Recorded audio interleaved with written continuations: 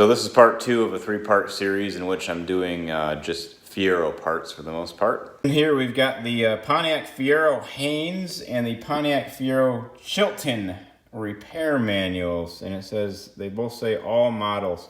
I bought these for like $5 or $10 a piece or something on eBay just to see what they were like, and I went through a few procedures, and I tried to use both of them to change my alternator, and that was on the old 2.8 engine.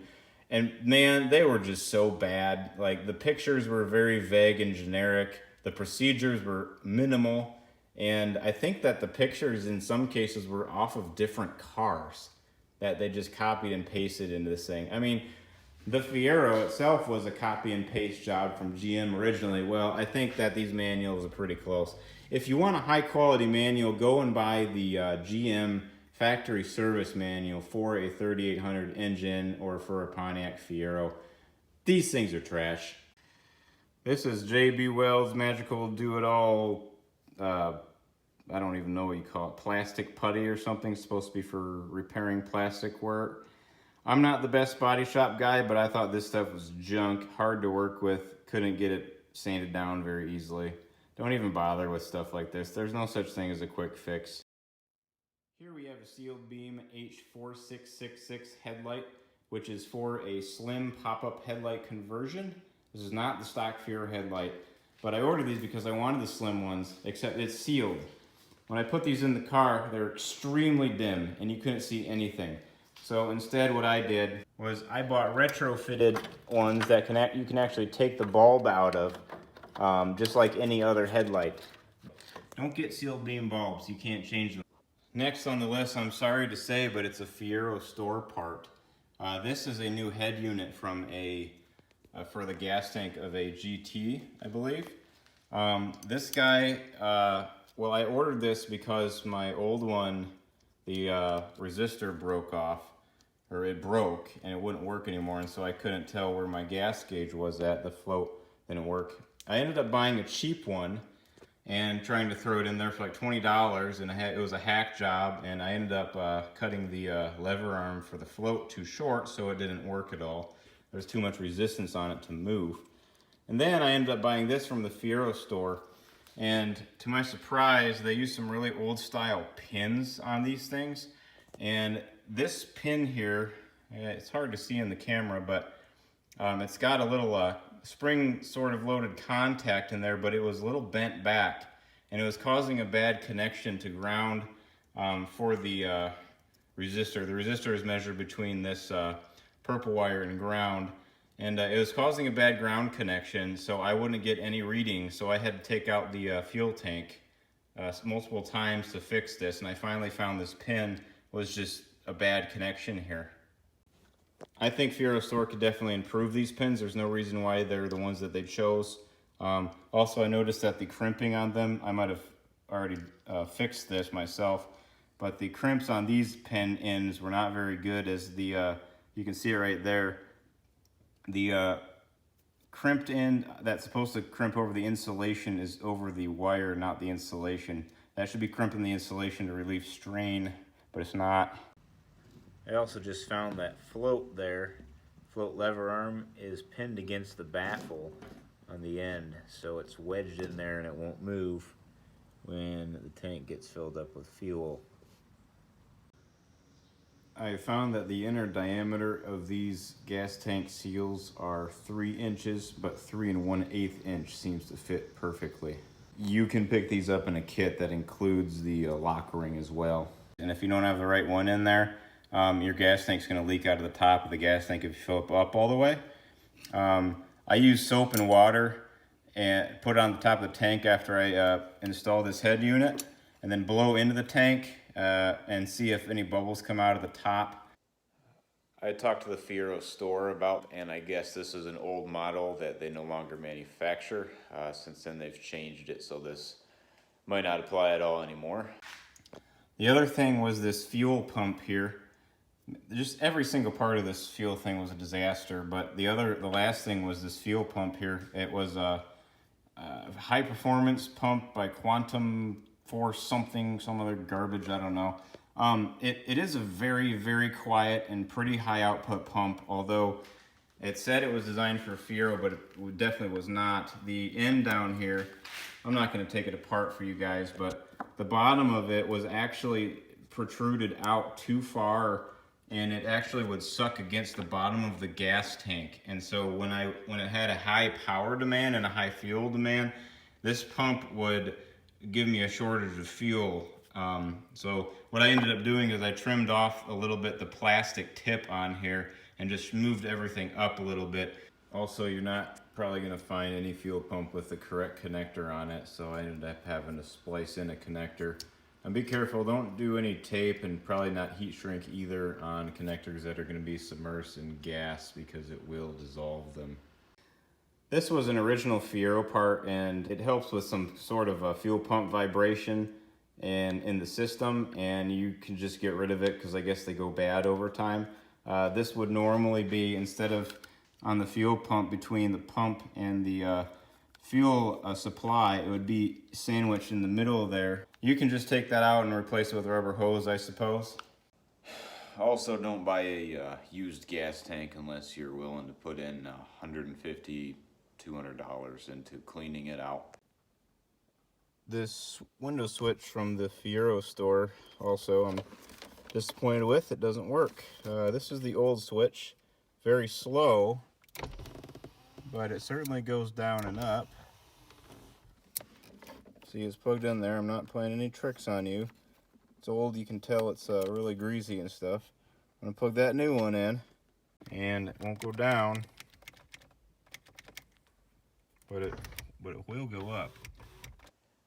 Thankfully, the Fiero store was nice, and they sent me a replacement for free, so I don't got to worry about that.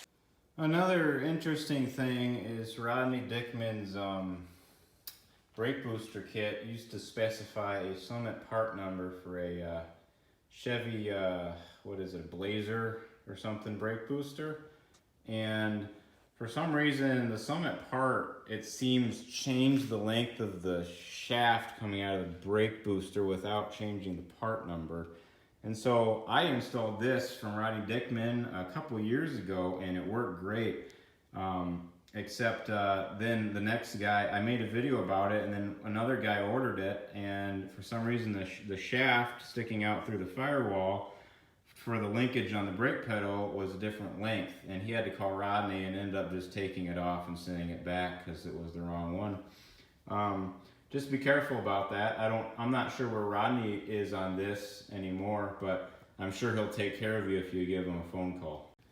Another interesting one is shocks. Honestly, just spend money on good shocks, guys. I bought these cheap $20 shocks called Gabriel Guardians the first time around, and I'm pretty sure the first time I took the car for a spin, I blew them right away. Instead, I go for KYB shocks. Those are pretty good. I've had them on the car for years, and they seem to hold up pretty good. Along those same lines would be axles. The first time I did an axle, I used a Pontiac Bonneville axle because I didn't realize that there's that drastic of differences in lengths. And it ended up bottoming out. The axle was too long, and I ended up wearing it quite a bit, and the boot never went on either for some reason, right? So I figured out that that GTPs and Bonnevilles had very different axles on them eventually. And really, when it comes to axles, you've got to know the distance between that point on the transmission there, where that axle cup goes into, and the point on the hub where the axle cup on the other side goes into, the shaft goes into. Honestly, you should probably just get them built by somebody if you don't know what you're doing, or you can follow Lost Not Forgotten's video.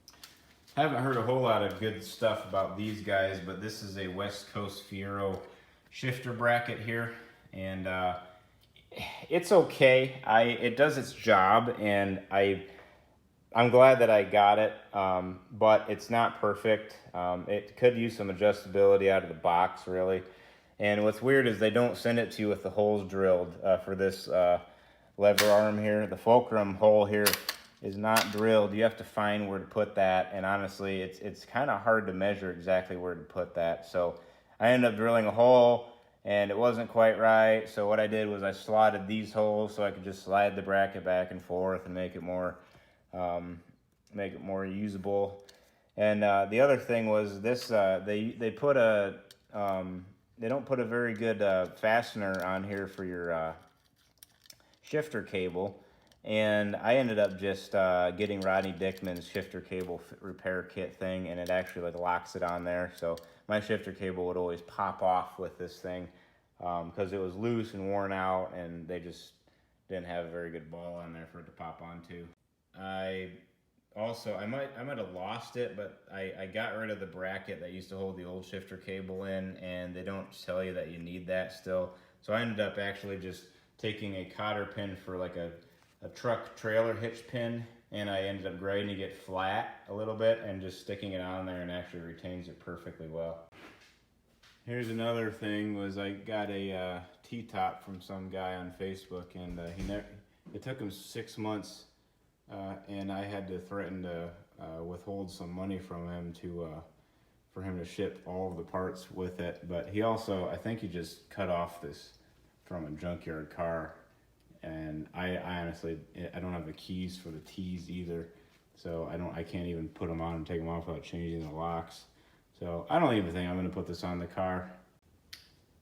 So this is another product I'm very pleased with, but just be careful with. And I originally ordered replacement sail windows, and they're great. They're the ones on eBay, except they have this pattern printed on them, and I like any surface that I normally would do, I cleaned it with alcohol before I stuck the sticky tape on it. Well, that actually it totally dissolved the printing on here, the little patterns, and it was all smeared and everything. Thankfully, so I contacted the guy. I said, hey, I tried putting this on, and the alcohol that I cleaned it off with dissolved the print.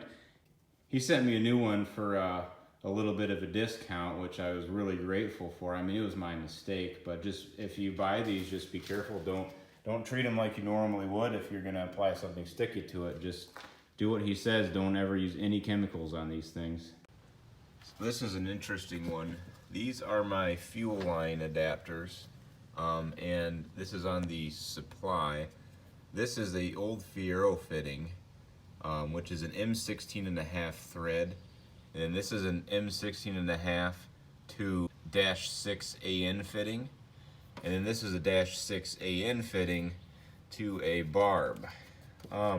This worked pretty good actually, except for the Fiero fitting, which is the bad fitting in this case, leaked really bad. So what I ended up doing was putting a Permatex fuel sealant in the threads on there. It's like this blue sealant.